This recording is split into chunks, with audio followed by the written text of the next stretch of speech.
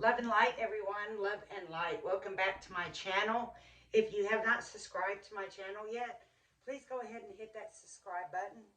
And if I could get you to go ahead and like the video, you can share the video, you can comment, whatever you'd like to do. I would appreciate it very, very much. Love and light. Tonight we're doing Tamia Taylor, the 21-year-old girl who went missing from the Memphis riverboat on her 21st birthday party. She went with some friends, okay? I had done a little research on it before I did her reading to see what I could pick up on. And it's really a lot of confusing things going on out there.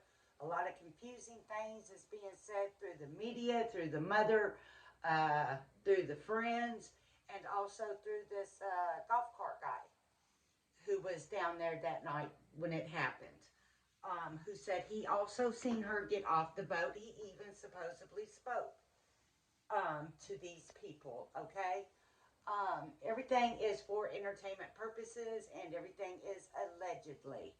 Okay, I'm going to go ahead and just say that and get that out here now because I don't want no flack coming back to me. Now, the reading that I did, I used the Murder Crow tarot cards because those were the cards that were drawn to me. Okay, these are some very dark, deep cards, okay? I am very comfortable with the reading that came out with it because it is more or less what I pick up on too. I strongly feel this. I also get the number 3, okay? The number 3 comes through strong. If it is going to be a time of what happened to her, or is it going to be the number of people that she was with, or the number of people that may see some action go towards them over the situation of Tamia Taylor. First off, you know, I want everybody to say a prayer for Tamia, say a prayer for her mother, for her family. She has a very strong mother. I watched her talk on these news interviews. She is very strong in her Christian faith. So let's do the Christian thing and pray for her. That's the biggest thing that we could actually do. Now, let me go ahead and read these cards to you, okay? They're going to read differently than most normal tarot decks read. And that's because they are a little deeper and darker into things, okay? But like I said, I was pulled towards these cards for this girl, and I'm very comfortable with them and how they read. First card I pulled for her was a card of self-care, in which what went on, you know, self-care, going out on your birthday, going out shopping, whatnot, that's self-care, okay? So that's a very fitting card for her first card to come out. Made a lot of sense to me, okay? Now, she's got the entrapment card, okay? Disempowerment, entrapment card. You see how she's like chained down?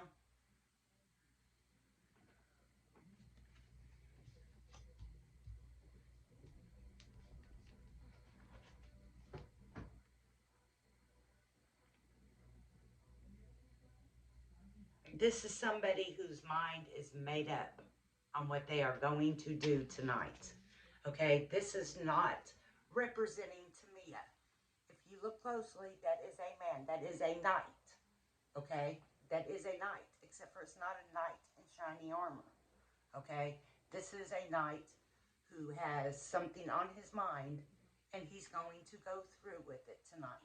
There's not going to be nothing that will stop him from what he's going to do.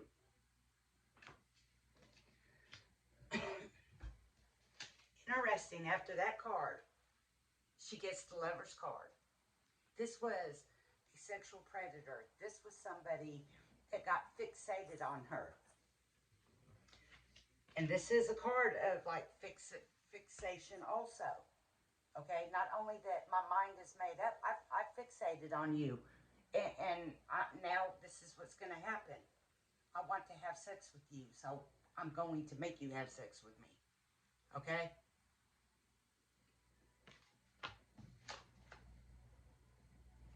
Those two cards. Okay. You have a man. He is fixated on her. And it is sexual. It is very sexual. But you also notice the 3 crows up there. Number 3, something to do with number 3 in this whole thing. I don't know what it is.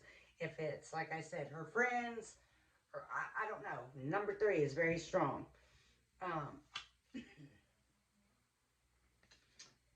Go away. I got a moth in here, and it keeps bothering me. And I hate to kill a moth, but he's going to keep on, and he's going to get smushed. So, you get the Devil's card, okay? Now, in a regular tarot deck, the Devil card is singular, one devil. But in this deck, it is plural. It's more than one, okay? So this card represents devils and not just one. It represents more than one, which could refer to her friends, who most people believe they had something to do with her missing. Okay? And you also got 1, 2, 3. You also got 3 in here too. You got 2 folks that are laying here, and then you got him up there. 3 is something about 3. You got the card of seeking pleasure. This person was seeking pleasure. Anyway, whatever his pleasure was that he was seeking it, and he was going to get it, and it was sexual pleasure. From the Lover's card tells us that it was for sexual activities. He fixated on her. And it's absolutely for his morbid sexual pleasures. He in bondage her. He has her in bondage. He has her in bondage. You also got, like, I think 3 in this photo too. It's just crazy. Number 3 is crazy in this reading.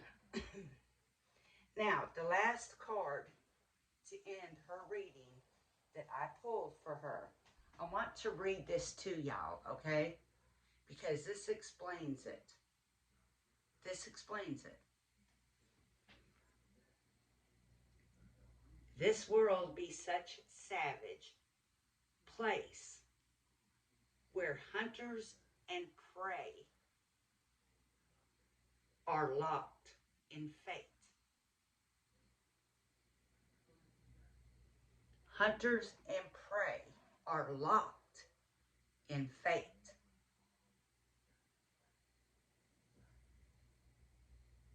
She was the prey that night, and there was a hunter out there, which these cards show us that.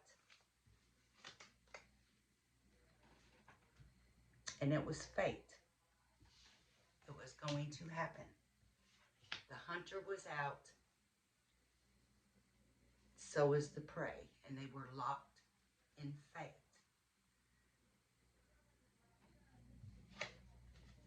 There was no changing this person's mind.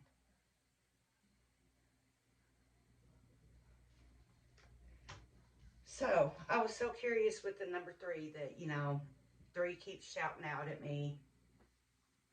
And I know that she supposedly went out with 3 friends or 4 friends. It's going back and forth on which one she went out with, but I do know 3's being shouted at me, and I got a lot of 3's in this reading. So I pulled a card from this deck just to see. What did I pull?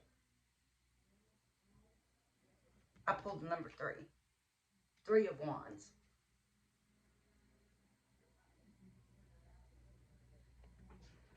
Something to do with 3. So it's either 3 people or 3 a.m.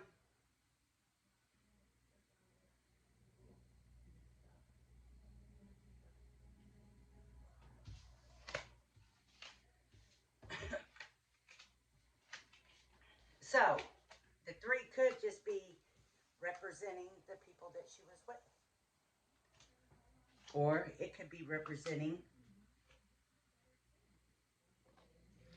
how many people is involved in this. I'm not going to tell you because I do not know what the number 3 is representing. All I know is that I'm picking up the number 3. It's like being screamed at me, the number 3. Okay? It's definitely fits somewhere in this scenario with her. So I want to talk a little bit about the excuse me, about the taxi cart driver man who allegedly, well, actually, I don't have to say allegedly because, I mean, he speaks about it, okay? He comes out and speaks about it on YouTube and also speaks about it on the news. On the news, he uses the word she when he talks about the situation. If you'll watch that clip, he uses the word she. Now, in the YouTube video, he said that the news cut it all up and made it sound crazy and people are blaming him for the death. I don't know. That didn't sit well with me when I was listening to that interview from YouTuber Black Truth. Go ahead and go to his channel and subscribe to it. He did a phone interview with him. He said the news people cut out words that he, put them in different perspectives than the way it should have sounded.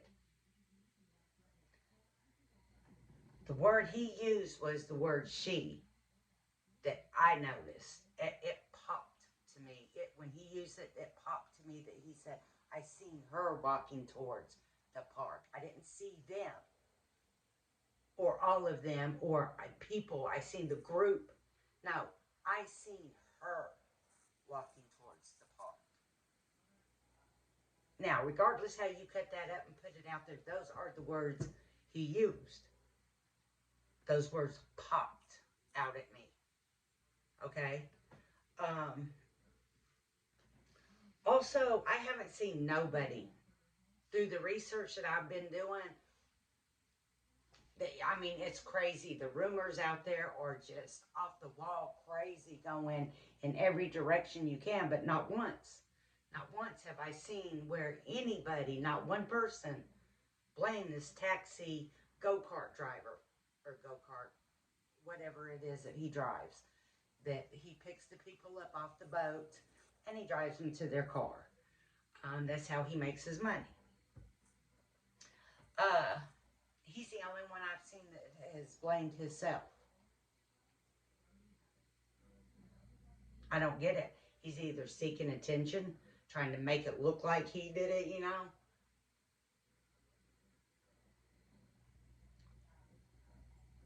Or maybe he is being looked at for this. Maybe people are saying he did it. I'm just not finding where they're saying he did it. Nowhere. I see people saying, oh, I believe him. I believe him. I do believe him as far as him seeing her get off that boat. I do believe she got off that boat. I do believe that child was in bondage. If she still is now or not, I don't know. But I do believe she was in bondage. I do believe it was a sexual act. And it was a man. Now, if these females were there or not, I don't really pick it up. They could have been. But me,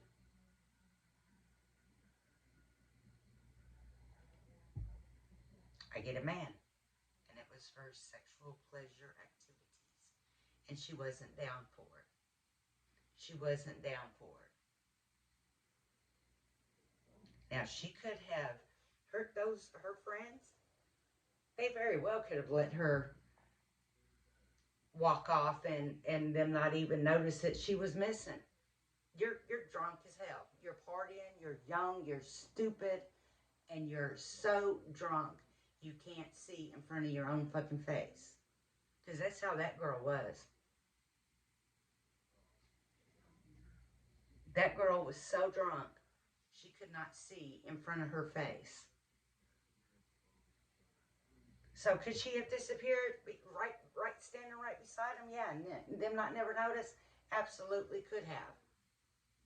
Shitty ass friends, most definitely. They say she went to the bathroom, or that's what we're getting from, I don't know if it's the media or if it's just something that was put out there.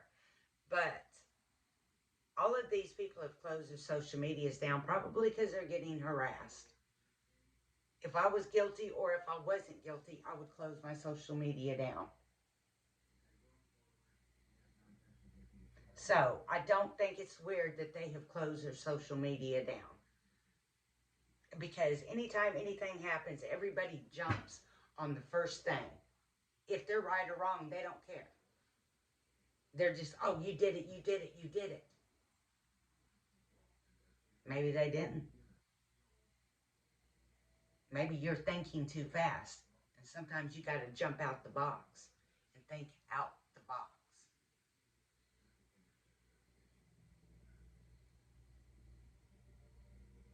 So, also I found very interesting the young man that was part of the party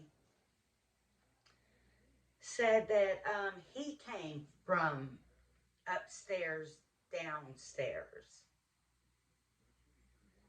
And he walked up to the girls and said, hey, where's Tamia?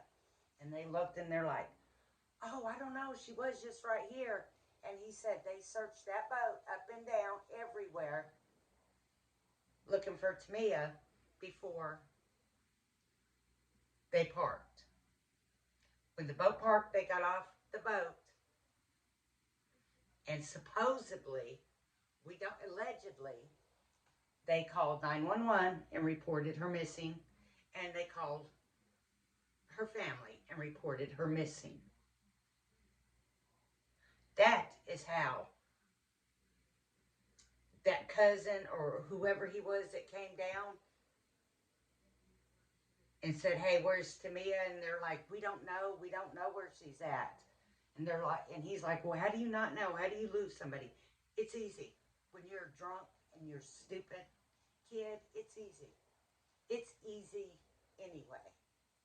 And a lot of people have a hard time believing that things are so easy. Like the Brian Koberger case. They're like, oh, he couldn't have done that. Yes. Yes, it's easy. Fast. They're like, oh, that would have took 30 minutes. No, fast.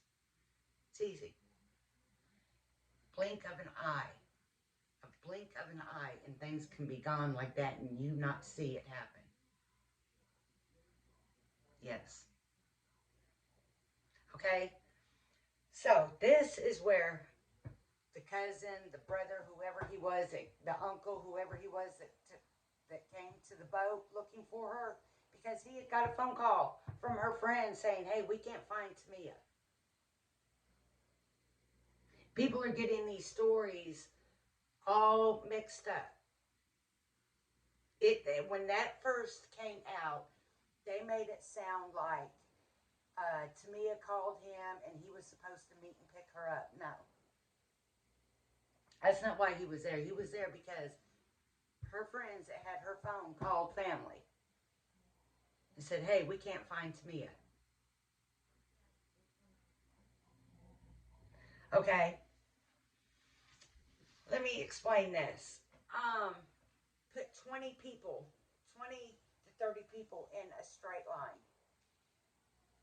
Let me whisper 3 things to you. 3 words. I'll whisper 3 to 4 words to you. And let it go on down and see how it's totally different at the end. How it's totally different and done changed. They get these little pieces of, and it's like wildfire, man. It just explodes and grows. And that's what makes it hard for some things. And that's why people shut their accounts down when they're involved in a situation like this. Because they get harassed. They get bullied.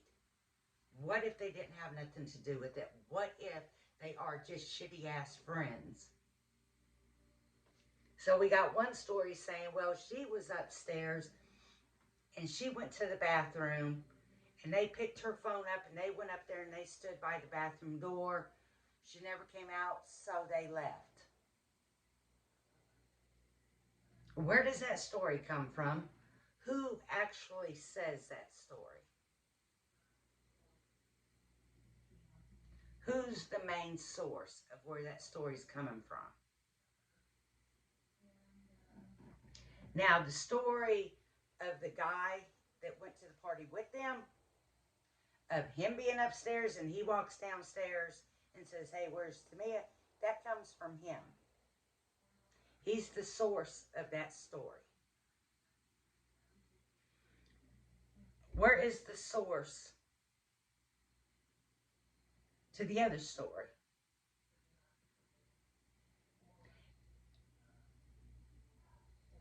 And I do believe the story with her not getting on the boat did get turned around and misconstrued in some way or not. I think that the friend was probably overly excited, still drunk, talking, not knowing what the, she didn't get off the boat, she didn't get on the boat, and she actually meant she didn't get off the boat, not on it. Absolutely. She's drunk. She's looking for her friend.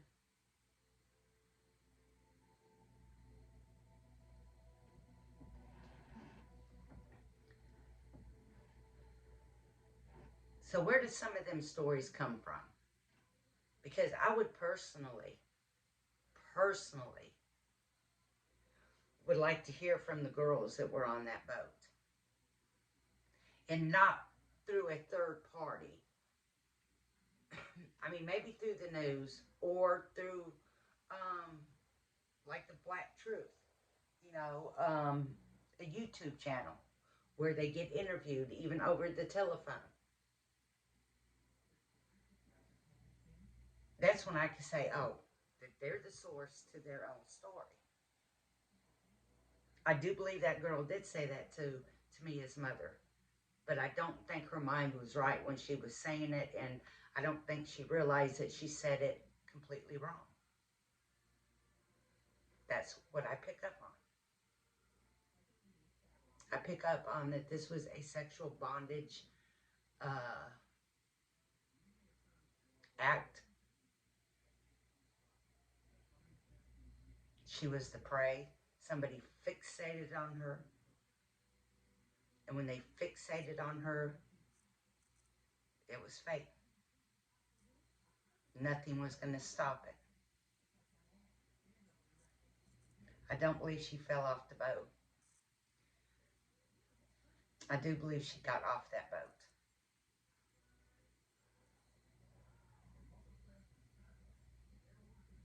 So maybe I'll do a little more soul searching with her, a little more spiritualness with her, and just do a complete spiritual reading instead of just, my cards. But like I said, the number 3 is big. The number 3 comes to me spiritually, and it came to me in these cards. It even came to me in the deck that I said, you know what, I'm going to just pick up and see what I'm going to get, because that number 3 just screams at me. And when I did, it was like, boom, 3 of Wands. I was like, yeah. So it's something about the 3.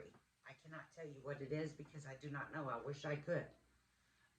Things don't work the way people seem to think that they work. They're like, oh, get a psychic. They can tell you right where she is. It doesn't work that way. You can't make people understand things like that. People are ignorant to their own self. And they don't understand how things work. So they make fun of things. But it doesn't work like that. It doesn't work like that with me at all. At all. But, like I said, though, I'm a different type of reader than most people. My readings are straight up forward. There's no ands, ifs, or buts, or anything like that. Like when I tell you the number 3 is the number 3 is going to be significant in this case. I just don't know where or how. But I know it's going to be significant. I know it's a man. I know it was sexual activities. If it was the guy that she was with, maybe he wanted to have sex with her. And he forced himself on her. And maybe them girls held her down. You know, I don't know. But I do know.